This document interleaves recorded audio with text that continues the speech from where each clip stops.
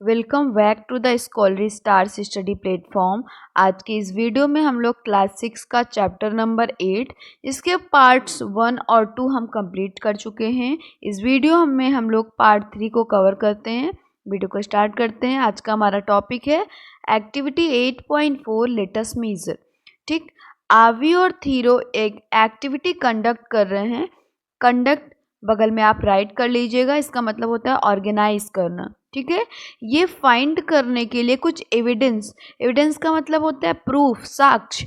ठीक है, दियर रीजंस, उनके अपने जो रीजंस हैं ग्लास टम्बलर के आउटर सरफेस पे वाटर के ड्रॉपलेट्स कैसे आए, इसको लेकर के जो डिफरेंट डिफरेंट स्टूडेंट्स के डिफरेंट डिफरेंट रीजंस हैं, उसके क्या एविडेंस है, क्या प्रूफ है, किसका रीज़न रॉन्ग है, किसका करेक्ट है, इसके लिए वो एक एक्टिविटी कंडक्ट करते हैं।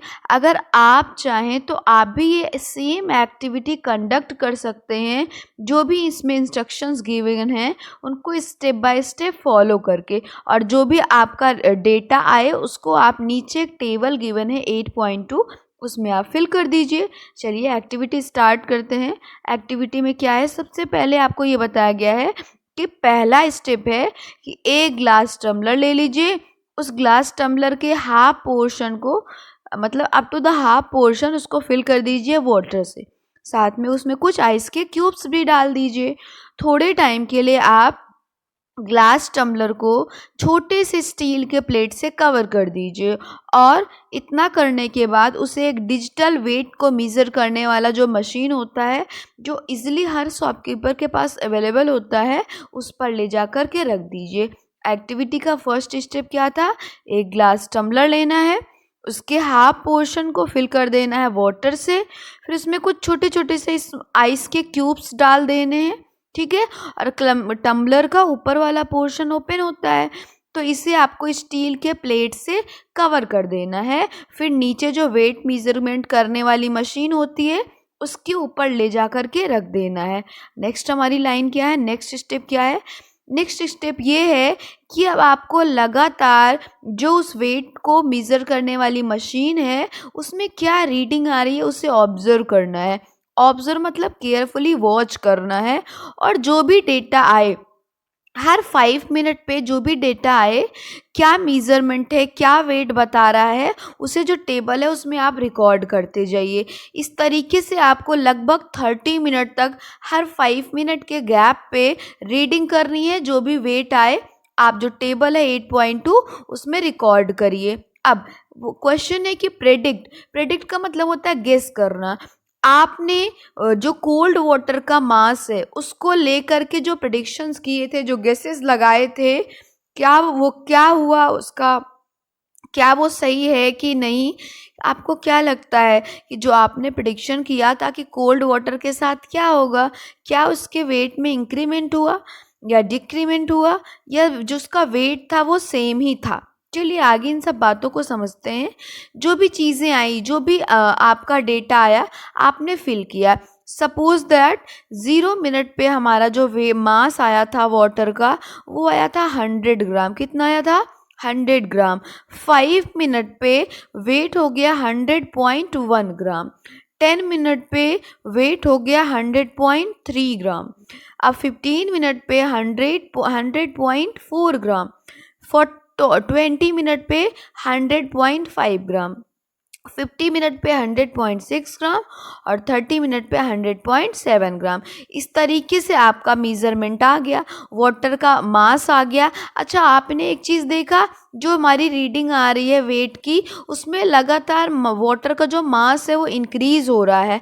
ऐसा क्यों, चलिए इसको देखते हैं। एनसीईआरटी आपसे क्वेश्चन पूछती है कि do your findings match with your prediction. क्या आपने जो एक्टिविटी करी उसमें जो एक्चुअल में आंसर आया और जो आप प्रिडिक्ट कर रहे थे, गेस कर रहे थे, उसमें कोई मैच है क्या, दोनों सेम हैं या डिफरेंट हैं, या इंक्रीज हुआ डिक्रीज हुआ, क्या प्रॉब्लम आई। आपकी जो भी ऑब्जर्वेशंस थे उनको ज़रा एक्सप्लेन करिए, हमें भी बताइए कि आपने एक्चुअल में क्या देखा। यहाँ पे पहले एक एक्स्ट्रा पॉइंट है, मोर टू नो, इसको देख लेते हैं। इसमें क्या है, इसमें बताया गया है कि वाटर, एयर एयर में जो अमाउंट ऑफ वाटर वेपर होता है उसे ही हम ह्यूमिडिटी कहते हैं।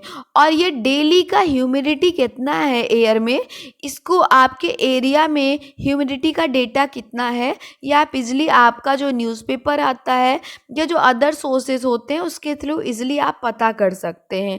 ठीक है, और आप क्या करिए, इस तरीके से पूरे year, through out the year जो डेटा आता है कि कितना जो है आज का ह्यूमिडिटी का रेंज रहा है, वाटर वेपर कितना प्रेजेंट था अमाउंट में एयर में, इसे आप कंपाइल कर सकते हो, जो है मतलब इकट्ठा करके रख सकते हो। आप उनके बारे में स्टडी कर सकते हो और पता कर सकते हो कि कैसे वेरिएशन आ रहा है। Now come back to the topic. कह रहे हैं कि आपने ज़रूर नोटिस किया होगा क्या, ग्लास टम्बलर के आउटर सरफेस पर वाटर के ड्रॉपलेट्स। ये जो वाटर के ड्रॉपलेट्स थे ये कहाँ से आए, एक्चुअल में हुआ क्या, वो एयर में प्रेजेंट होता है क्या, वाटर के वेपर। और ये वाटर के वेपर ग्लास टम्बलर के जब कोल्ड सरफेस के कांटेक्ट में आते हैं तो यही वाटर वेपर कन्वर्ट हो जाते हैं वाटर के ड्रॉपलेट्स में, और इसी प्रोसेस को हमने क्या बोला था, कंडेंसेशन बोला था। अब नेक्स्ट टॉपिक क्या है, नेक्स्ट लाइन क्या गिवन है, there is an increase in reading on digital weighing machine. आपने देखा कि डिजिटली जो वेट को मेजरमेंट करने वाली मशीन थी उसमें mass of water continue increase हो रहा था। यहाँ से आप क्या कंक्लूजन ड्रॉ करते हो, यहाँ से एक बात तो समझ में आई कि ग्लास वाटर जो है, ग्लास टम्बलर जो है उसमें जो वाटर फिल है वहाँ से वाटर सीप आउट होकर बाहर तो नहीं आया है, क्योंकि अगर वहाँ से वाटर सीप आउट होकर रिस्क करके बाहर आता तो अमाउंट तो सेम ही रहता, ना इंक्रीज होता ना डिक्रीज होता। लेकिन आपने देखा कि रीडिंग में हर जगह धीरे धीरे हर 5 मिनट के गैप पे रीडिंग में इंक्रीमेंट हो रहा था, वाटर का मास इंक्रीज हो रहा था। इट मीन्स यहाँ से कंक्लूजन हमने ड्रॉ किया कि वाटर सीप आउट होकर ग्लास टम्बलर से बाहर नहीं आया है। अगर ग्लास टम्बलर से वाटर सीप आउट होकर बाहर नहीं आया है, इट मीन्स वो ड्रॉपलेट्स किसके थ्रू आए हैं, कौन से प्रोसेस के थ्रू आए हैं, कंडेंसेशन के थ्रू आए हैं। नेक्स्ट है कि no, we can't say that conclusively from activity 8.4। conclusively का मतलब होता है completely, पूर्णतया अभी भी हम नहीं कह सकते हैं कि कंडेंसेशन के प्रोसेस के थ्रू ग्लास टम्बलर से वाटर बाहर आया, रिस्क करके नहीं आया। मैम आप मुझे कुछ और भी प्रूफ बताइए जिससे हमें पता चले कि ग्लास टम्बलर के आउटर सरफेस पे वो जो वाटर आया वो कंडेंसेशन के ही प्रोसेस से आया। तो आप क्या करिए, जो भी आप ग्लास टम्बलर है जिसमें आपने वाटर फिल किया है, आइस क्यूब डाला है, वो वाटर जहाँ तक है आप वहाँ पे एक परमानेंट मार्कर से या विजिबल टेप से मार्किंग कर लीजिए। ठीक है, मार्क कर लीजिए, शाइन लगा लीजिए, और उसके बाद आप ऑब्जर्व करिए कि वाटर में बाहर तो ड्रॉपलेट्स आते हैं, लेकिन वाटर के ड्रॉपलेट्स आने से ग्लास टम्बलर के अंदर जो वाटर का लेवल है वो बिल्कुल भी डाउन नहीं होता है, बल्कि एक्स्ट्रा वाटर उसके आउटर सरफेस पे आकर कलेक्ट हो गए। यहाँ से समझ में आता है हमें कि कोई सीप आउट का प्रोसेस नहीं हुआ है, बल्कि कौन सा प्रोसेस हुआ है, कंडेंसेशन का प्रोसेस हुआ है, जिसके थ्रू एक्स्ट्रा वाटर आकर के ग्लास टम्बलर के आउटर सरफेस पे कलेक्ट हो गए हैं। हमारा नेक्स्ट टॉपिक है water the different states of water. अब हम वाटर के डिफरेंट डिफरेंट स्टेट्स को पढ़ेंगे। आपको पता है वो डेली लाइफ में, हमारी डेली लाइफ में जो वाटर है वो एक ऐसा सब्सटेंस है जो 3 स्टेट में एग्जिस्ट करता है। सॉलिड स्टेट में वो आइस के फॉर्म में होता है, उसी को आइस को जब हम हीट कर देते हैं तो आइस मेल्ट हो जाती है और लिक्विड स्टेट में कन्वर्ट हो जाती है। थोड़ा सा अगर और हीट कर दें तो वही वाटर कन्वर्ट हो जाता है गैसियस स्टेट में, जिसे हम कहते हैं वाटर वेपर। आगे है कि आपको एक एक्टिविटी परफॉर्म करनी है जिससे ये पता चल जाए कि वाटर ये जो 3 डिफरेंट डिफरेंट स्टेट्स में है तो क्या इनकी प्रॉपर्टीज सेम है या डिफरेंट है। आप ऐसे समझिए जैसे गॉड ने हम सबको ह्यूमन बीइंग्स बनाया है, हम सब इंसान हैं, लेकिन क्या आपके फिजिकल अपीयरेंस, आपके फॉर्म, आपके स्टेट सेम है? इट मीन्स आप क्या देखने में एक जैसे हो? नहीं। तो इसीलिए वाटर भी से आइस और लिक्विड गैस सब सेम सब्सटेंस है लेकिन उनके फॉर्म अलग हैं, उनके स्टेट्स अलग हैं। अच्छा, अगर हमारे फॉर्म अलग हैं तो क्या हमारी क्वालिटी सेम है? नहीं, क्योंकि स्टेट चेंज हो गया, फॉर्म चेंज हो गया तो क्वालिटी भी क्या हो गई? चेंज हो गई। तो चलिए हम इसको आइडेंटिफाई करेंगे, पहचानने की कोशिश करेंगे। आप किसी भी कंटेनर में आइस का क्यूब ले लीजिए और उसको जितने मन चाहे उतने कंटेनर में आप ट्रांसफ़र करिए। ऐसा कभी भी नहीं होगा वो जो आइस है उसने जिस शेप में अपने आप को फॉर्म कर लिया है, आइस का जो क्यूबिक फॉर्म है वो बिल्कुल भी चेंज नहीं होगा। हाँ, ये हो सकता है कि आइस मेल्ट होकर वाटर बन जाए, लेकिन आइस को आपने जो शेप एक बार प्रोवाइड कर दिया है फ्रीजर में क्यूबिक शेप, अब आप उसको किसी भी कंटेनर में रखिए वो अपने शेप को चेंज नहीं करेगा। लेकिन वाटर को आप जिस भी कंटेनर में रख दीजिए वो उसी का शेप ऑक्यूपाई कर लेता है। ठीक है, वाटर में ऐसा बिहेवियर होता है, वाटर फ्लो करता है। एक कंटेनर से दूसरे कंटेनर में रखने पर दूसरे कंटेनर का शेप ऑक्यूपाई कर लेता है। इट मीन्स उसके शेप में क्या होता है? चेंज होता रहता है। वो जिस सरफेस पे रखा जाता है उसी सरफेस के शेप को ऑक्यूपाई कर लेता है। यहाँ पे एक टेबल है जो आपको फिल करना है। शेप आइस जो कि सॉलिड है इसका फिक्स्ड शेप होगा। राइट करिए, जस्ट फिल द टेबल।